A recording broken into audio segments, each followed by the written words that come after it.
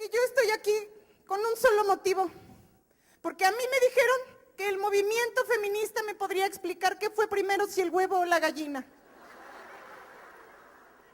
Las organizaciones que hicimos este encuentro somos APIS, Balance, Promoción para el Desarrollo y Juventud, Consorcio por el Diálogo Parlamentario, Equidad de Género, Ciudadanía, Trabajo y Familia, el Closet de Sor Juana, Elige, Red de Jóvenes por los Derechos Sexuales y Reproductivos, Teatro Cabaret Reinas Chulas AC, Modem Mujer, Instituto de Liderazgo Simón de Beauvoir, CIPAM, Territorios por la Cultura y la Equidad y Producciones y Milagros AC.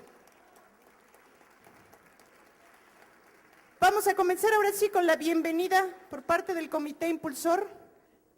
Mujeres queridas, bienvenidas a casa, la Ciudad de México, a este gran movimiento feminista. Gracias por estar aquí, por hacer con su presencia una nueva historia y transformar el mundo que habitamos. Gracias por acudir a este llamado a trastocar lo establecido, a incorporar en él nuestro pensamiento, emoción, amor y cuidado, nuestra acción decidida, fuerza y coraje, nuestro repudio a la violencia, a la falta de derechos de nosotras las mujeres, a la discriminación, a la utilización de nuestros cuerpos y a tantas cosas más que nos convocan en este encuentro. Como ustedes saben, hemos elegido el Centro Histórico de la Ciudad de México para apropiarnos de este espacio lleno de historia y transformación. Venimos a reunirnos a los exconventos para resignificarlos. Aquí en donde las mujeres eran enviadas muchas veces en contra de su voluntad, estamos ahora nosotras con la voluntad de la transformación. ¿Por qué escogimos los fundamentalismos? Nos parece que, si bien el concepto es en sí mismo un concepto bastante polémico, se le critica de ahistórico, que invisibiliza, que no es nada nuevo, que solamente es ponerle un nombre a todo lo que hemos venido construyendo o lo que se ha venido imponiendo en el mundo. Creemos que precisamente las distintas vertientes que el concepto mismo nos ofrece es ya una invitación al debate. Tenemos todo bajo control, no se preocupen. Cualquier cosa que parezca que está fuera de control es que es un reto que estamos proponiendo al movimiento feminista. Me dicen que las compañeras de Bolivia ya están listas, entonces vamos a comenzar con el ritual y luego vamos con lo que sigue. Muy buenas noches, compañeras. Les quedamos muy agradecidas por darnos este espacio para hacer un ritual que es muy importante en nuestras culturas allá en Bolivia. Y bueno, vamos a hacer una ofrenda a la Pachamama, que es la Madre Tierra. Y para abrir este ritual, lo primero que hacemos en Bolivia es invitar hojas de coca para pichar, que significa mascar en quechua. Akaja, Pachamama Sawa, Pachamama Saja Harpiparo Katoquestaspa, Madre Tierra, que nos reciba en sus faldas, nos cuide estos días de este encuentro. Madre Tierra, eres nuestra madre de todas las mujeres. Ahora sí te ofrendamos para tu alimento, para tu comida, para que en este evento nos vaya bien. Yus pagara, gracias. Jalalla, jalalla, Pachamama. Pido que entren nuestras compañeras feministas autónomas ahora.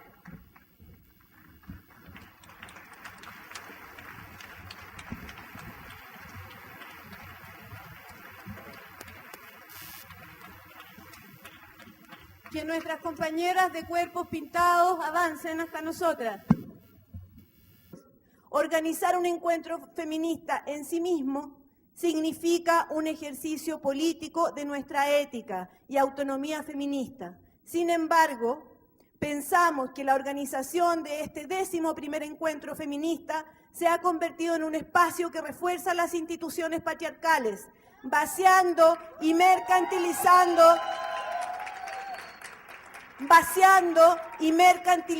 el contenido de las propuestas feministas, ejerciendo un discurso legitimador de prácticas opresoras para las mujeres. El tipo de uso del mayor presupuesto en la historia de los encuentros es un insulto ante la pobreza de las mujeres de la región.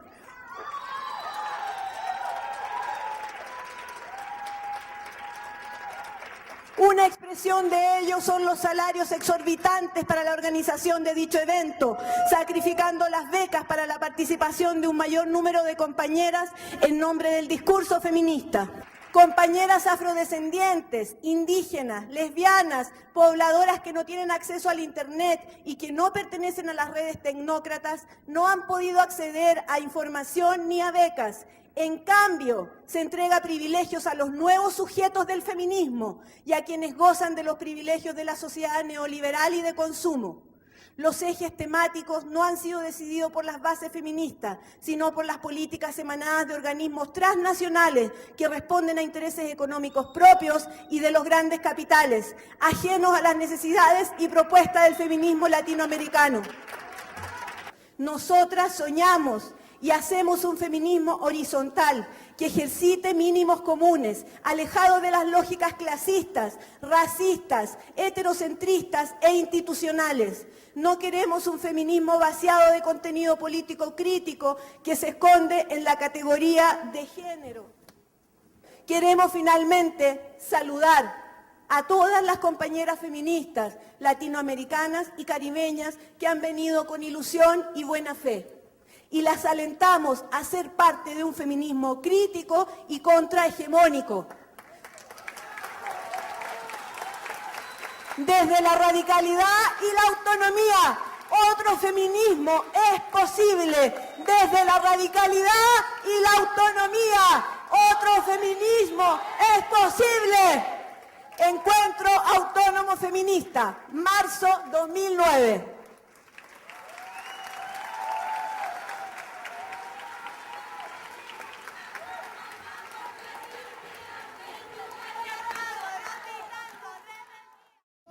Traiga dos platos y usted se sienta conmigo para divertirnos un rato. Le pregunté, ¿eres casada? Me contestó, vivo sola. Muchas gracias, muy bienvenidas. Mujeres de toda América Latina, bienvenidas, sé que vienen de todas partes, pues bienvenidas a este país que está con un poco de conflicto, pero bueno, yo les deseo que por siempre sean muy bienvenidas, ya que tanto trabajo nos cuesta. Hay muchas feministas que me echan la bronca por lo que voy a decir, pero bueno, yo por eso soy feminista de closet. Entonces, lo que les quiero decir es que, miren, no se dejen, si las van a golpear, pues no se dejen. Y bueno, y si las van a golpear, pues ya, en resumidas cuentas, pues si las van a golpear, por lo menos que se las cojan bien. Claro. Aquí coger quiere decir chingar, follar. No sé cómo le digan en todas partes, pero aquí, bueno, si se las van a golpear, por lo menos que se las cojan bien, porque miren, golpeadas y mal cogidas van a acabar muy deprimidas. Así que ya lo saben. ¿Y saben qué? No querían dejar entrar a mis muchachos nada más porque son hombres. Son hombres, pero no machos, hombre, no mamen. No se pongan así. Tengan un poco de humor, sonríanse, la vida es linda. Miren, nosotros con tanto mierda corrupto y todavía estamos aquí riéndonos y burlándonos y haciendo lo posible para que este país sea mejor. Hombre, no mamen. Ríanse, no estén ahí de que no, esto no, aquello. Puta, luego por eso dicen pinches feministas de mierda. Pues no. Oye, si tenemos inteligencia, no hay que ser recalcitrantes.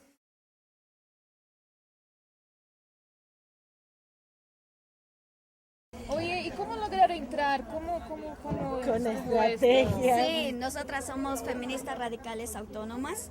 No necesitamos pedirle permiso a nadie. Nosotras existimos y los encuentros feministas existen porque existe la propuesta lesbiana feminista radical autónoma. ¿Y Háblame más, ¿cómo del encuentro que ustedes que hicieron, ¿no? ¿Qué fue en el encuentro que decidieron venir? Cuéntanos. Pues bueno, déjame decirte que el encuentro autónomo feminista de la Ciudad de México demostró que las utopías son posibles. Fueron posibles 180 mujeres reunidas en un mismo espacio, todas preparándose la comida, todas haciendo la limpieza y todas discutiendo políticamente profundamente. Y uno de los puntos era un cuestionamiento a este encuentro. Y estamos aquí cuestionando, no por el comité impulsor, sino por las compañeras que tienen esta identidad autónoma y radical con las que queremos encontrarnos y con las que estamos, y bienvenidas las compañeras de otros puntos. Y la sospecha que tenemos es que este tema se impuso desde los organismos internacionales, que son los que están con ese tema, los fundamentalismo vaciado totalmente de contenido. Con tantos problemas como el feminicidio acá, haciéndose un encuentro en México, ¿cómo no se toma el tema del feminicidio, por ejemplo? ¿No?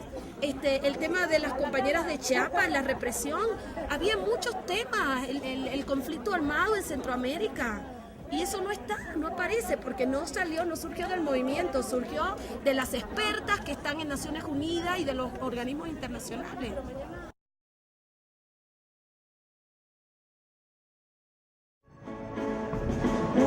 Frente al espejo miróse el escote muy plano. Como quiero que me quieran, mejor voy pa'l cirujano, mejor voy pa'l cirujano.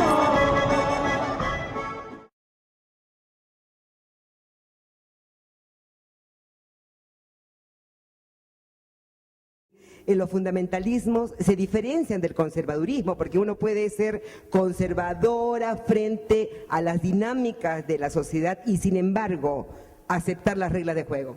Los fundamentalistas no.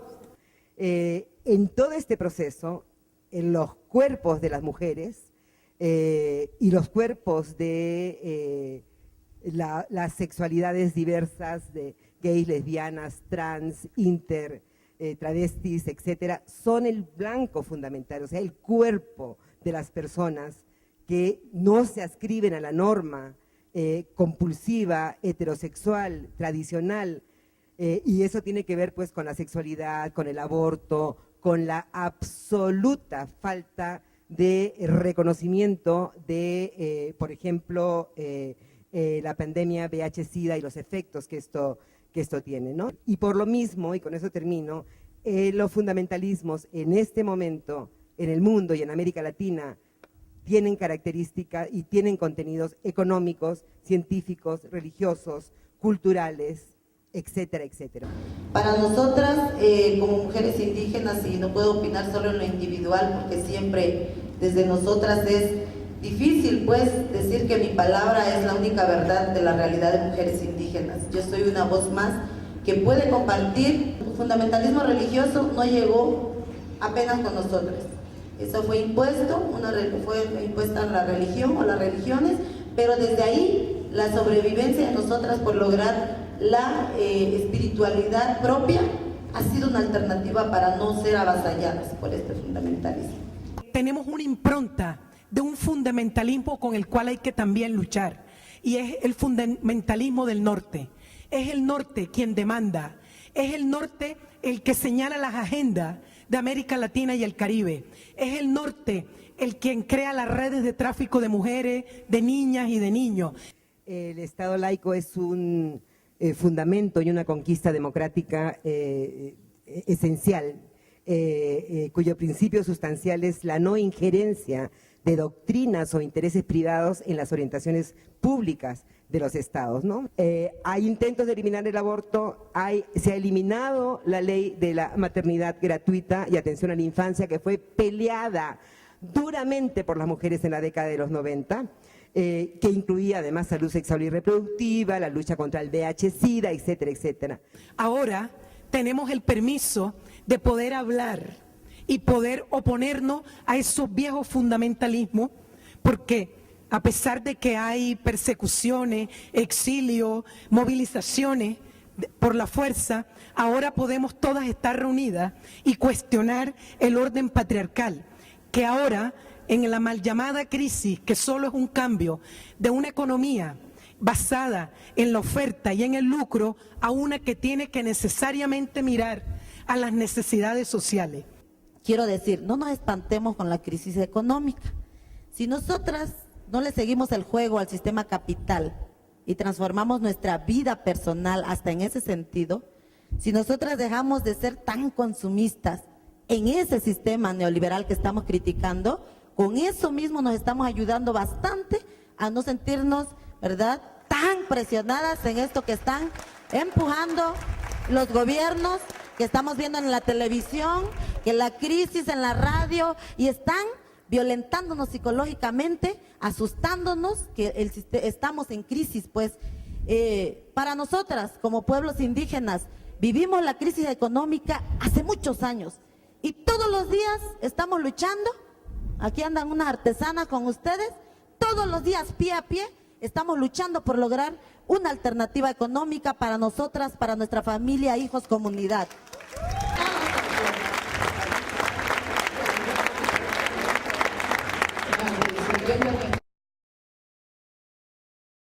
No nos ha permitido profundizar en una serie de temas que han quedado atrapados en esta dicotomía, en esta división. Hay unas que son las autónomas y hay otras que son las institucionales. Y por tanto hay una cantidad de silenciamiento respecto del tema, porque pareciera que ponerlo sería abonar a la supuesta otra, por no decir enemiga, porque a veces aparecen casi como enemistosamente las emociones, digamos, que se expresan. Desde mi realidad, porque se supone que estamos hablando desde las realidades, a mí, en mi país, las institucionales no me han hecho ningún favor. No me han tendido la mano cuando yo he tenido que luchar por ser lesbiana, no me han incluido en ninguna campaña del machismo mata, y tampoco me han dado la mano cuando hemos tenido que salir a la calle a visibilizar la marcha lésbica, por ejemplo. Porque las lesbianas en mi país marchamos por los trabajadores, las trabajadoras, por los pobladores, las pobladoras, por los pobres, por las pobres. Pero en las marchas lésbicas no van ni las feministas institucionales, ni los trabajadores, ni los pobladores, ni nada. Marchamos solas. Y es desde esa realidad en donde, como nadie me representa, y yo, después de cansarme tanto, decidí que nadie me tenía que representar a mí y que yo no quería representar a nadie, es que yo me volví autónoma.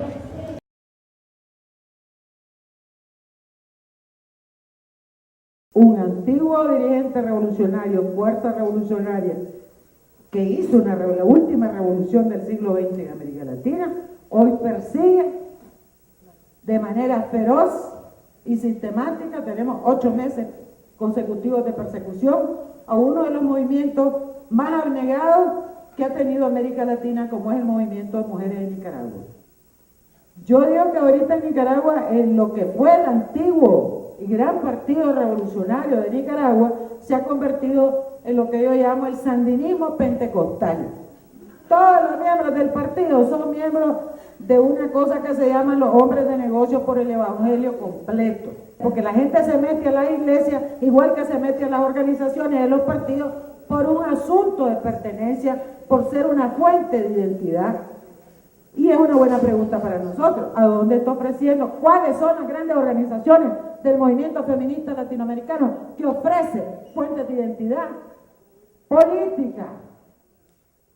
Parto de la idea de que la participación política es mucho más que la participación en instancias de gobierno. Parto también de la idea de que las mujeres creamos fuerza, nos empoderamos como individuos y como colectividad a partir de nuestra experiencia y nuestro accionar. Y que ese es para mí, por eso para mí es clave en la forma en que lo presentó Gladys al final. Dijo la movilización social, la formación y las alianzas. Nadie aquí diría que una persona de fe es un fundamentalista. Creo que no hay que tampoco asumir que todas las feministas somos fundamentalistas, porque puede haber una tendencia a decir eso. Como tenemos muchas críticas y autocríticas de nosotras, podemos decir, ay no, es que somos fundamentalistas. Pues no. Y tampoco las socialistas, todas somos fundamentalistas y antidemocráticas. Las feministas necesitamos construir un horizonte utópico vinculado a la democracia. Creo que quienes hemos vivido en dictaduras, quienes hemos vivido con la represión encima todos los días, sabemos que es muy difícil levantar las reivindicaciones y las demandas de las mujeres en ese contexto. En materia de participación política, hemos logrado en legislaciones de casi todos nuestros países leyes de cuota que obligan a los partidos a impulsar candidaturas de mujeres, no obstante los obstáculos y la violencia que enfrentan las mujeres que contienden en los procesos electorales, pues eso subsiste no obstante las leyes de cuota.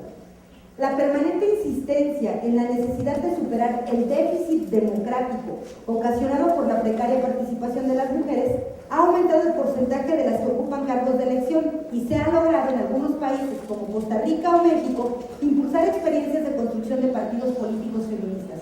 Y de eso queremos hablar.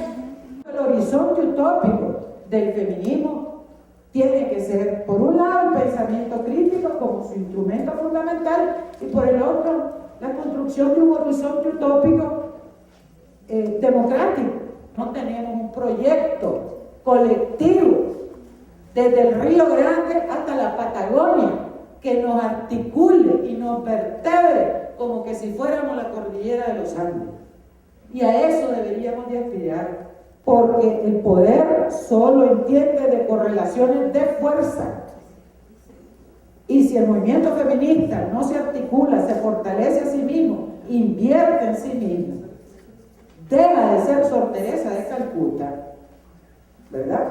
Y cumple su tarea política de crear esas condiciones y esa mirada estratégica de por lo menos con una visión de 25 o 50 años. Habemos mujeres feministas o mujeres no feministas de élite política que podemos negociar y soportar, digamos, esta negociación, a veces sí, a veces positiva, a veces negativa, y por supuesto que el movimiento feminista ha sido líder en términos de concepción, de proyecto, de ideas, de propuestas de organización para el movimiento de mujeres y para las mujeres políticas, y bueno, pues asumir de alguna manera esa responsabilidad, ese llamado que hace Sofía Montenegro para hacer un proyecto, digamos, desde el norte hasta el sur de nuestro continente o de América Latina. Creo que esa discusión, lanzar a esas mujeres a la política sin algún tipo, digamos, de sustento, de arroparlas, de poder cacharlas cuando se caen, y por eso hay tanto reciclaje, es decir, entran y se van. Pues por supuesto que se van porque la cuestión está muy complicada. No hemos encontrado el mecanismo y la base para construir el pacto y poder trabajar de manera conjunta. Porque antes de hacer la negociación afuera, tenemos que hacer la negociación adentro, entre nosotras y con nosotros. Y un tema que discutíamos es el poder entre nosotros, entre las feministas, y cómo lo colocamos y cómo lo ejercemos, para poder construir esa agenda común y hacer la negociación.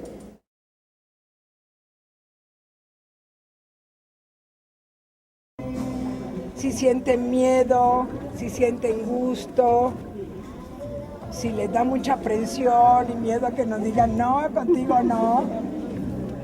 ¡Calienten los pies! Abajo, abajo, arriba, abajo, eso. ¡Ahora energía! Eso. Mueven los hombros, arriba, abajo, aflojen los hombros, muy importante. Suban los imágenes, Vamos arriba, eso. Fuerte, fuerte, fuerte. Para unirte. No, no, no. Pues muchas hemos ido sintiendo un desencanto a través de los últimos encuentros feministas latinoamericanos y caribeños, y creo que esto culminó este desencanto en el último encuentro de Brasil, cuando la toma de decisiones para que entren los trans, por ejemplo, se hace por mayoría, por voto. Es una práctica que no se usaba en el movimiento feminista o en los encuentros feministas. Como un principio ético era, pues, por lo menos la discusión, si no hay consenso, pues seguir la discusión, ¿no? Como un tema a seguir trabajando. Y bueno, y esto expresa pues una serie de situaciones, de transformaciones que ha venido teniendo el movimiento feminista, no porque las feministas así lo están manifestando en sus procesos, sino más bien como por influencias externas, ¿no? Y que están transformando este movimiento. Este asunto de la descentración del sujeto mujer, por ejemplo, ¿no? Que ya no son las mujeres las actoras principales de este movimiento social, y por lo menos la expresión de ello en estos encuentros, tiene que ver mucho justamente por estas influencias de estas agencias internacionales que desde sus conceptos ellos consideran que este movimiento debería tener otros sujetos más, pero que además que esos sujetos deberían empezar a ser centrales, y ellos empiezan a mover una serie de circunstancias en torno, incluso pagar talleres para sensibilizar a las feministas para que abran estos espacios. No digo que no sea el punto la discusión o la apertura de espacios, sino el cómo se deciden las agendas dentro del propio movimiento, ¿no? Las expectativas siguen siendo aprender la una de las otras. También sigue siendo desahogarse, porque hacer feminismo en la vida cotidiana, en el espacio público, es muy difícil en sociedades como las nuestras. Siempre es un desafío, es un constante ponerse a prueba. Y cuando uno está entre feministas, pues se relaja, puede hablar con libertad, puede estar cómoda para expresar sus sinsabores, incluso descuidando la forma. Luchar, hay que luchar para poder vivir, siempre continuar, abrir caminos. Luchar, hay que luchar para poder vivir, siempre continuar, abrir caminos. En nosotras está el alma, de cambiar cada mañana. En nosotras está el alma, la fuerza de cambiar cada